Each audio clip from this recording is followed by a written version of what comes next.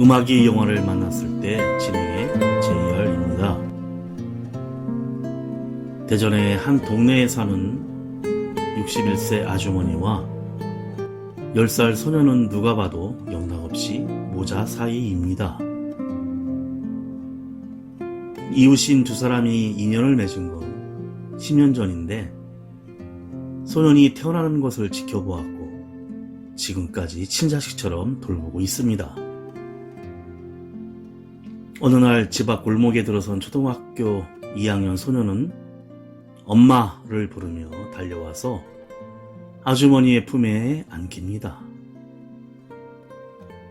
사실 소녀는 4살 되던 해에 아이의 부모가 이혼했고 엄마까지 집을 나가면서 70을 넘긴 할머니와 단둘이 살게 되었는데 태어날 때부터 돌봐주던 이웃 아주머니는 이때부터 더욱 정성을 기울여 보살피기 시작했답니다.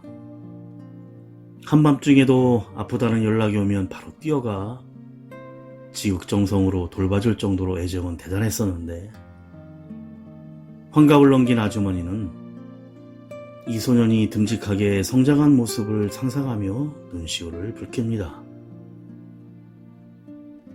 아주머니도 청소 등 자활근로를 하며 병석에 있었던 남편을 먼저 떠나보내고 집에 돌아와 적적한 분위기에 휩싸여 있을 때면 큰 힘이 돼준 사람이 바로 이 10살 소년이었습니다.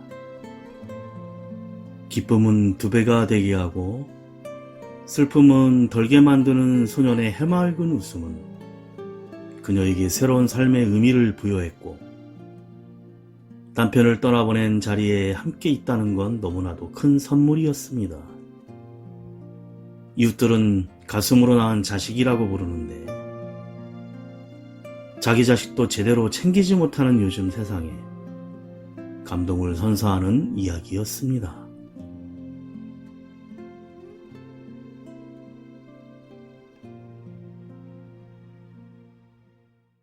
음악이 영화를 만났을 때 오늘 소개해드릴 영화는 지난 9월 말 개봉한 한국 영화 담보입니다.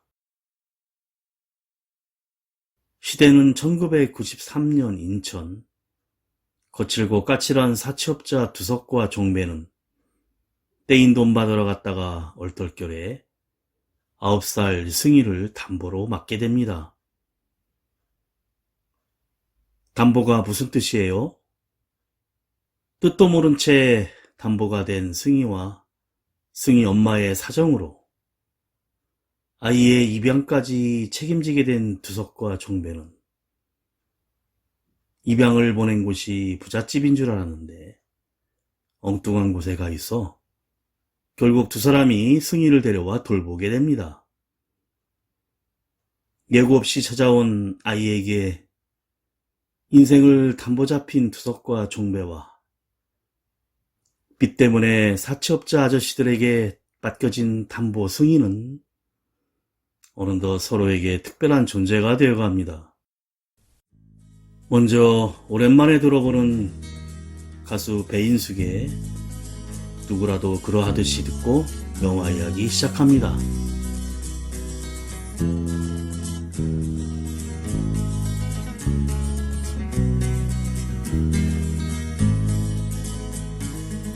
누구라도 그러하듯이 길을 걸으면 생각이 난다. 마주보며 속삭이던 지난날의 얼굴들이 꽃잎처럼 펼쳐져 간다. 소중했던 많은 날들을 빗물처럼 흘려보내고 밀려오는 그리움에 나는 이제 돌아다본다. 가득 찬 눈물 너머로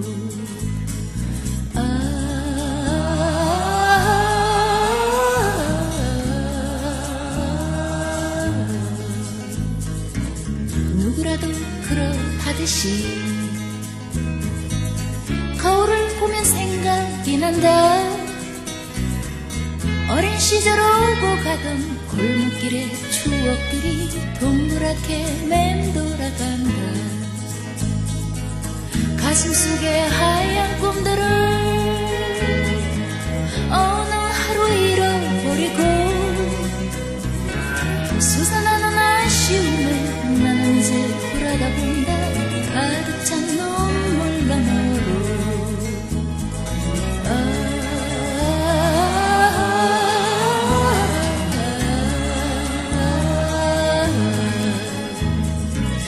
누구라도 그러하듯이 눈을 감으면 생각이 난다. 해지던 아픔보다 처음 만난 순간들이 잔잔하게 물결이 된다. 눈이 내린 그 겨울날 첫사랑을 묻어버리고 젖어드는 외로움에 나는 이제 돌아다 본다. 넘치는 눈물 너머로.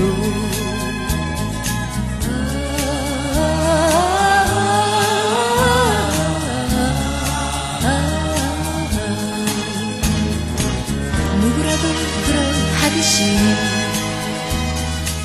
창가에 앉아 하늘을 본다. 떠다니는 구름처럼 날아가는 새들처럼 내 마음도 부풀어가네. 어디선가 나를 부르는 아름다운 사랑의 노래. 지평선을 바라보며 나는 이제 떠나련다. 저 푸른 하늘 너무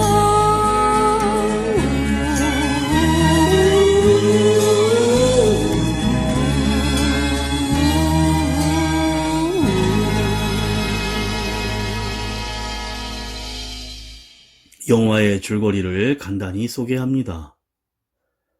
영화의 시작은 중국어 통역관으로 실력을 발휘하는 승희의 모습으로 시작합니다. 중국과 한국의 장관끼리의 회담 장소에서 승희는 당당한 모습을 보입니다. 과거로 돌아가 1993년 대부업체에서 일하고 있는 두석은 조선족 명자에게서 원금과 이자를 받아내려 하지만 명자는 수중에 돈이 없어 두석의 연락을 피하고 다닙니다. 두석은 같이 일하는 후배 종배와 함께 명자를 찾아내고 돈을 갚을 것을 독촉하지만 명자는 현실적으로 빚을 갚을 상황이 되지 못했기 때문에 말미를 달라고 사정합니다. 두석은 명자의 딸 승희를 인질로 삼고 돈을 갚을 것을 요구합니다.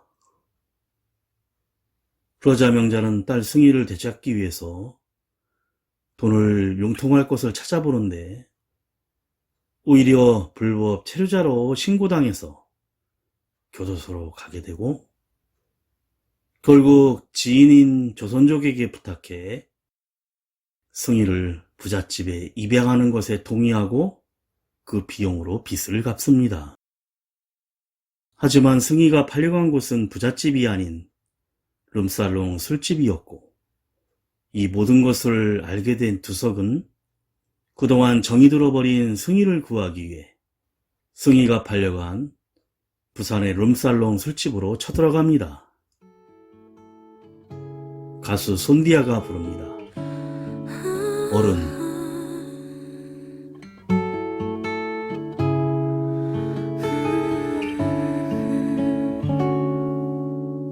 고단한 하루 끝에 돌고는 눈물. 난 어디를 향해 가는 걸까? 아플 만큼 아팠다 생각했는데 아직도 한참 남은 건가 봐. 이 넓은 세상에 혼자인 것처럼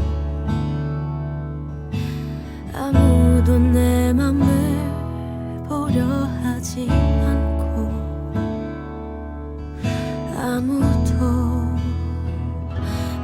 감아보면 내게 보이는 내 모습 지치지 말고 잠시 멈추라고 깨끗하지 않던 짙은 나의 어둠을 나를 버리면 모두 갤 거라고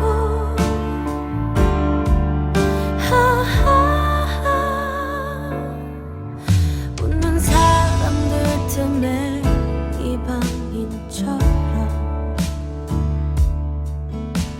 혼자만 모든 걸 잃은 표정 정신없이 한참을 뛰었던 걸까 이제는 너무 멀어진 꿈들 이 오랜 슬픔이 그치기는 할까 언젠가 한 번쯤 따스한 햇살이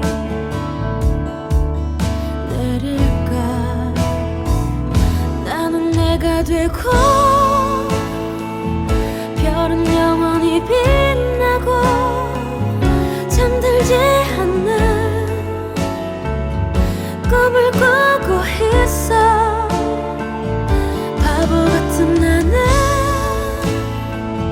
내가 될 수 없던 걸 눈을 뜨고야 그걸 알게 됐죠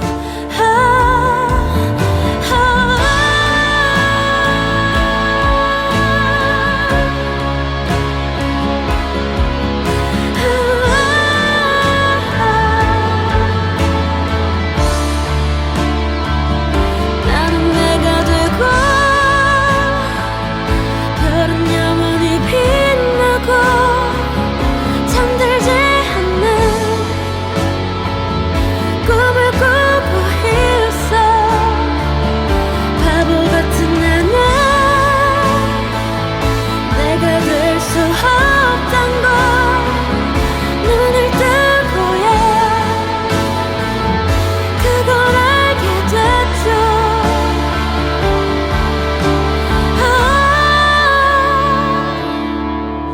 어떤 날 어떤 시간 어떤 곳에서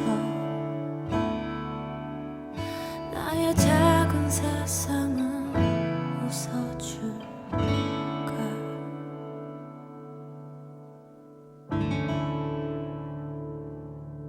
영화는 처음부터 끝까지 관객들의 눈물을 겨냥한 설정들로 포진되어 있습니다. 우리가 흔히 알고 있는 스토리와 마찬가지로 승희의 엄마는 불법 체류자이면서 돈 벌 능력이 마땅치 않았던 조선족이었기 때문에 승희 엄마는 결국 승희를 지키지 못해 두석에게 딸을 맡기게 됩니다. 두석은 승희를 친딸로 생각하고 정성스럽게 승희를 보살펴줍니다. 나중에 두석은 승희를 자신의 딸로 호적에 올리고 대학까지 보냈는데 항상 전교 1등을 놓치지 않은 영재였습니다. 시간이 흘러 승희가 고등학생이 될 즈음 승희 엄마는 교도소에서 나와 중국에서 돈을 좀 벌고 있었고 승희를 다시 되찾기 위해 한국으로 들어와 승희를 찾아가지만 두석의 정성스러운 보살핌에 승희가 행복하게 잘 지내고 있는 딸의 모습을 몰래 지켜보면서 다시 중국으로 발길을 돌립니다. 승희가 대학교에 들어갈 때쯤 승희 엄마는 불치병에 걸리게 되고 승희의 할머니가 두석에게 연락을 취해 승희의 엄마와 극적으로 상봉을 합니다. 가수 소향이 부릅니다. 시간을 거슬러.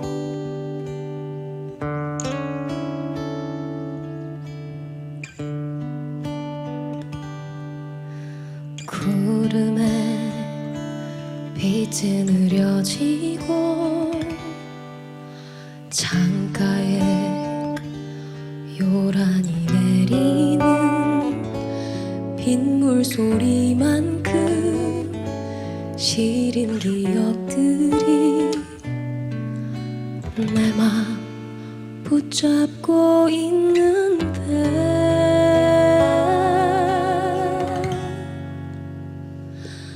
갈수록 짙어져가 그리움에 잠겨 시간을 거슬러 갈 순 없나요? 그때처럼만 그대 날 안아주면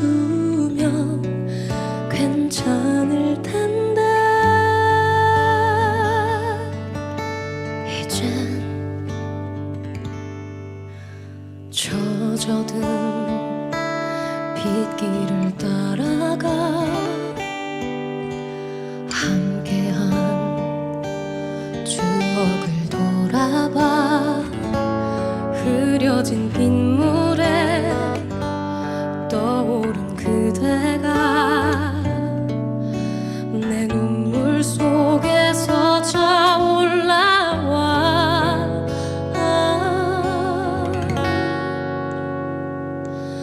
갈수록 짙어져가 그리움에 잠겨 시간을 거슬러 갈 순 없나요? 그때처럼만 그대 날 안아주면 괜찮을 텐데 이젠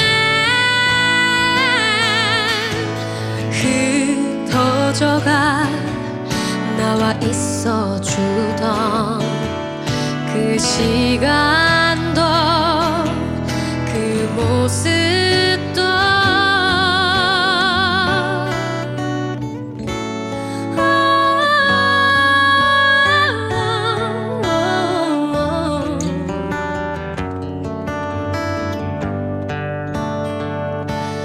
다시 그때처럼만 그대를 안아서 시간을 거슬러 갈 순 없나요? 한 번이라도 마지막일지라도 괜찮을 텐데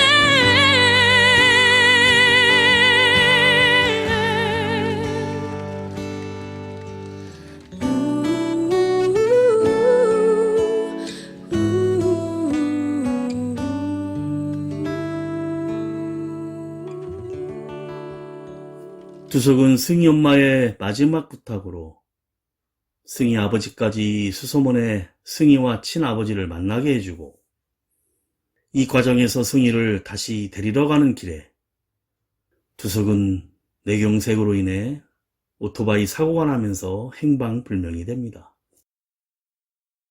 결국 또 승희는 행방불명된 두석을 찾아다니고 보호소에 구금되어 있는 두석을 10년 만에 찾아내면서 또다시 감동의 순간을 만들어갑니다.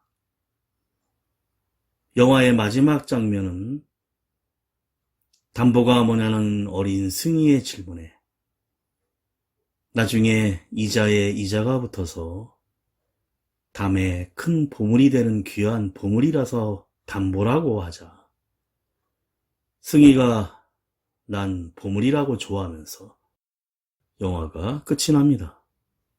엔딩 크레딧으로 승희의 결혼식의 두석은 아빠의 자격으로 신부 입장을 같이 하면서 잔잔한 마무리를 합니다.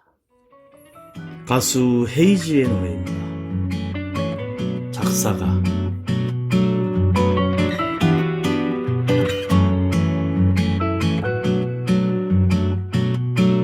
전세와 악마가 내 손끝에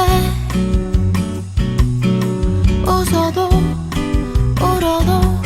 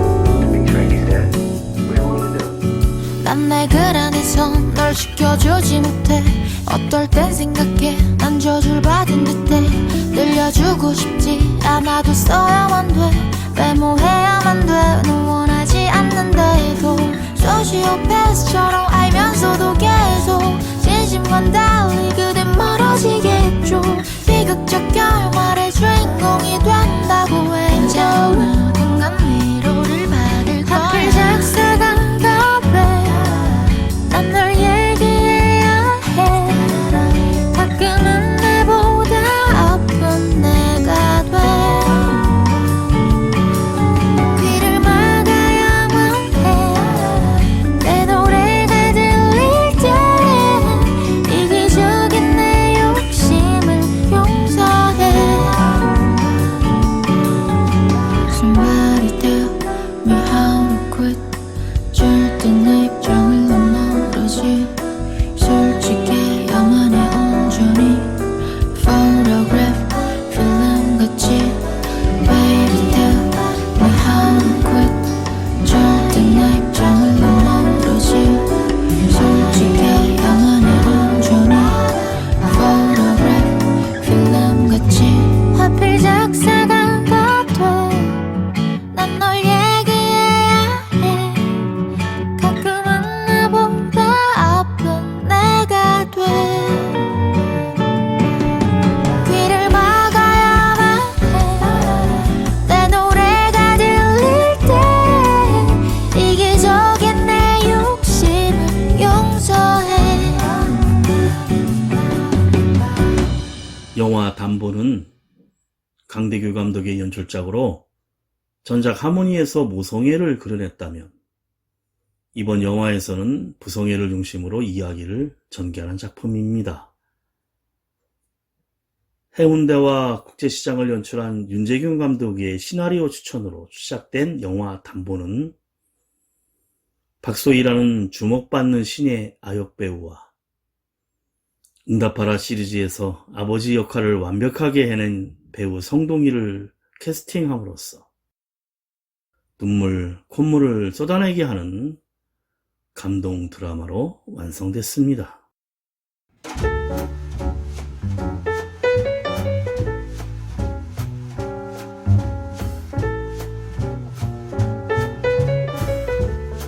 처음 시나리오를 읽고 많은 눈물을 흘렸다는 어린 승희 역의 하지원은 이 시대에 정말 필요한 영화라며 주저없이 영화 출연을 결정한 이유를 밝혔다고 하는데요.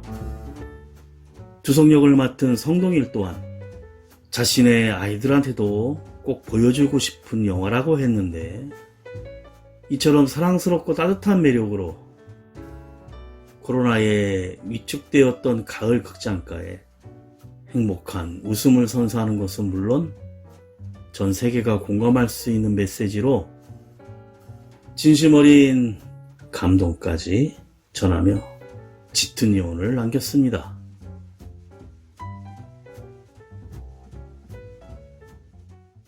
음악이 영화를 만났을 때 오늘 소개해드린 영화는 감동 한국영화 담보였는데요. 마지막으로 JTBC 팬텀싱어 시즌3에서 크로스오버 남성 보컬 그룹으로 결성된 리비던스가 부르는 땡큐 고맙습니다 드리며 인사드립니다. 지금까지 JR이었습니다. 오늘도 인생을 영화처럼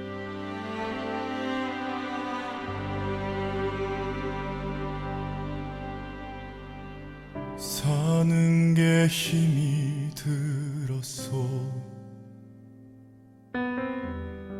사연도 나름 많았어 창밖으로 불어오는 외풍도 심했던 날들 어느 날 새벽이었어 다 포기할까 해봤어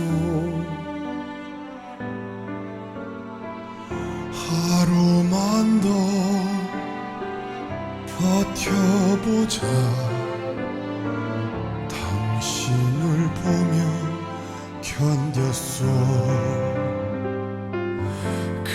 그렇게 살다가 보니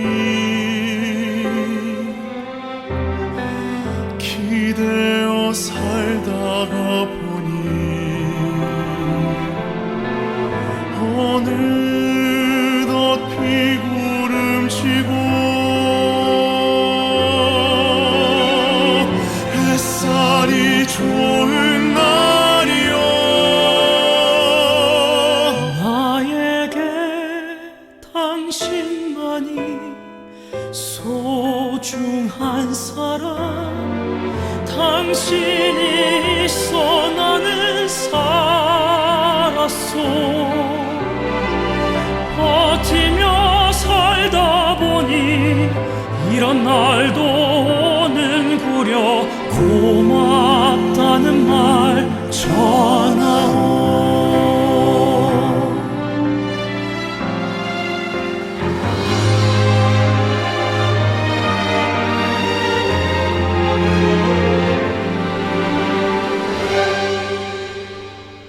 마음이 무너져 갈 때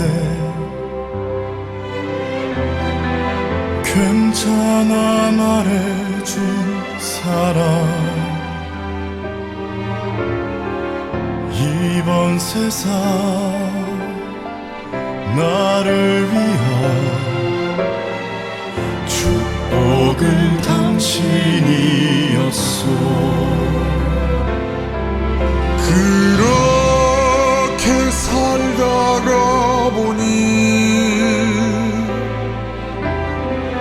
기대어 살다가 보니 어느덧 비구름지고 햇살이 좋은 날이요. 나에게 당신만이 소중한 사람. 당신이 있어 나는 살았어. 버티며 살다 보니 이런 날도 오는구려. 고맙다는 말 전하오.